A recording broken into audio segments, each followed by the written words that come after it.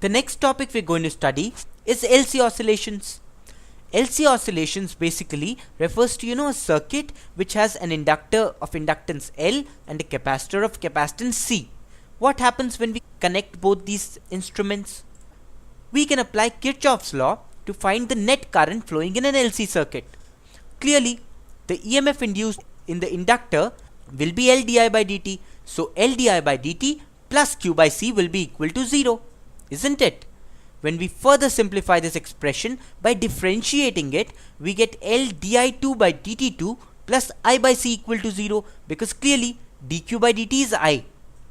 When we solve the differential equation that ensues, we get the value of the net current flowing in an LC circuit as I equal to I naught sin omega t. I naught here refers to the maximum value of the current. Omega here refers to 1 by square root of LC. So the net current at any time t flowing in an LC circuit is I naught sin omega t, where omega is 1 by square root of LC. Understood? Now, when the entire energy is stored in the inductor, the current through the circuit is I naught, isn't it? Because I naught reflects the current, which is maximum. So in the case when the current is I naught, the entire energy that is initially contained in the capacitor is stored in the inductor, isn't it?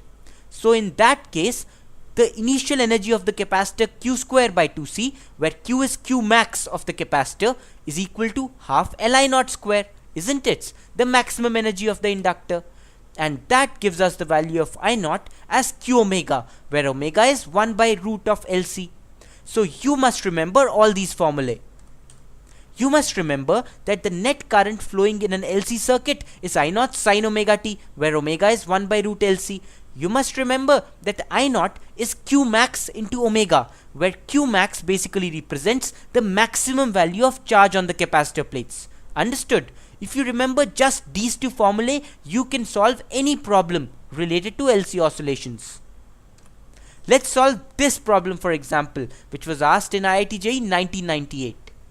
An inductor of inductance 2 millihenry is connected across a charged capacitor of capacitance 5 microfarads, and the resulting LC circuit is set oscillating at its natural frequency. Let Q denote the instantaneous charge on the capacitor and I the current in the circuit. It is found that the maximum value of Q is 200 microfarads. When Q is 100 microcoulombs, what is the value of mod di by dt? When Q is 200 microcoulombs, what is the value of I? Find the maximum value of I. When I is equal to 1/2 its maximum value, what is the value of the magnitude of charge?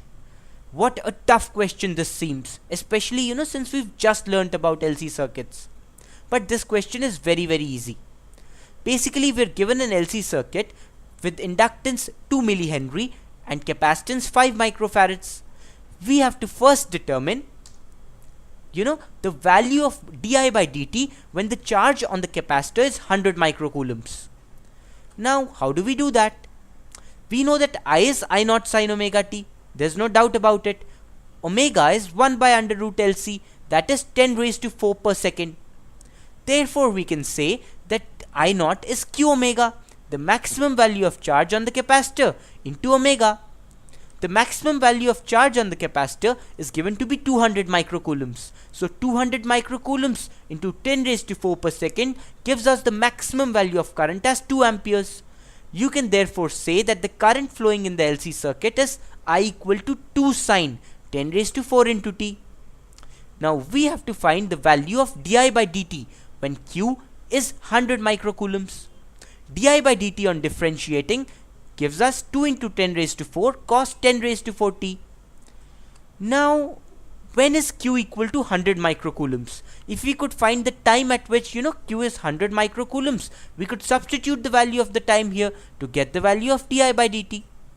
To do so, let's write I in I naught sin omega t as dq by dt.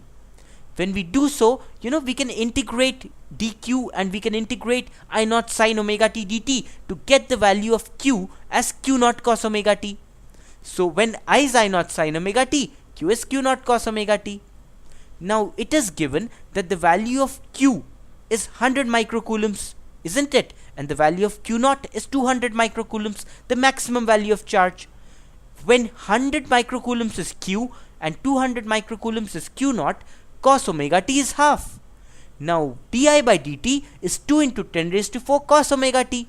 So we have to find the value of di by dt when cos omega t is half. So putting cos omega t as half, we get the magnitude of di by dt as 10 raised to 4 ampere per second. Simple, wasn't it?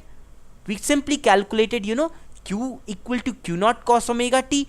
We simply put the value of Q as 100 microcoulombs in the expression Q is Q naught cos omega t to obtain the value of cos omega t.